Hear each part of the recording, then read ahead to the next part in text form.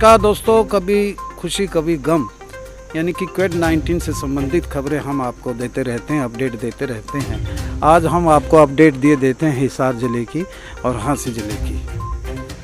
हाँसी में कुछ दिन पूर्व एक 70 वर्षीय बुज़ुर्ग जो न्यू सुभाष नगर का रहने वाला था और यहाँ के एक निजी हॉस्पिटल में जिसने उपचार करवाया था, बाद में उसे गुड़गांव रेफ़र कर दिया था और कोरोना पॉजिटिव मिला था, उसकी निधन हो गया है उपचार के दौरान वहाँ पर।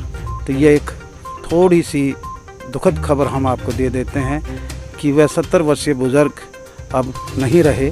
गुड़गांव जाकर वो यानी कि कोरोना पॉजिटिव की उनकी पुष्टि हुई थी।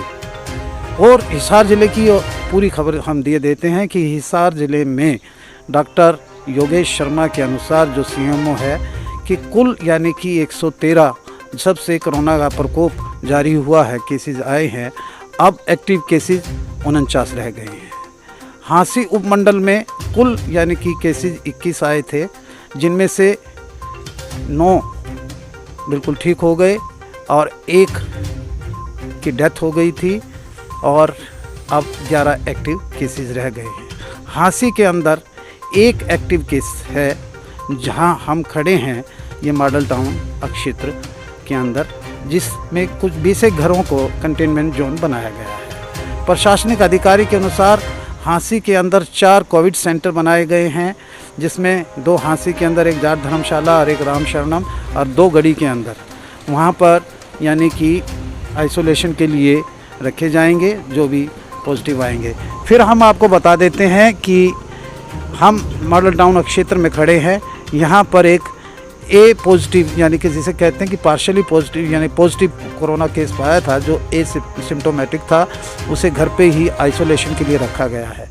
हम बता दें कि 4 ऐसी कैटेगरीज हैं कि ए पॉजिटिव, उसके बाद यानी कि माइल्ड पॉजिटिव, उसके बाद मॉडरेट पॉजिटिव, उसके बाद सीवियर पॉजिटिव, ऐसी कैटेगरी बनाई हैं। जो ए पॉजिटिव है, जिसके घर पे आइसोलेशन के लिए जगह होती है, यानी कि जिसमें सिम्टम्स नहीं होते हैं लेकिन पॉजिटिव आता है, उसे घर पे ही आइसोलेट किया जाता है अगर घर पे उसकी जगह है। अदरवाइज़ उसे कोविड सेंटर में क्वारंटाइन किया जाता है, आइसोलेट किया जाता है। इस प्रकार यह खबर यानी कि हम आपको दे देते हैं कि हाँसी के अंदर यानी कि 3 ऐसे केसेस थे जो बिल्कुल ठीक हो गए और 1 ऐसा था जो एक्सपायर कर गया था और टोटल 5 आए थे। अब 1 एक्टिव केस रह गया है।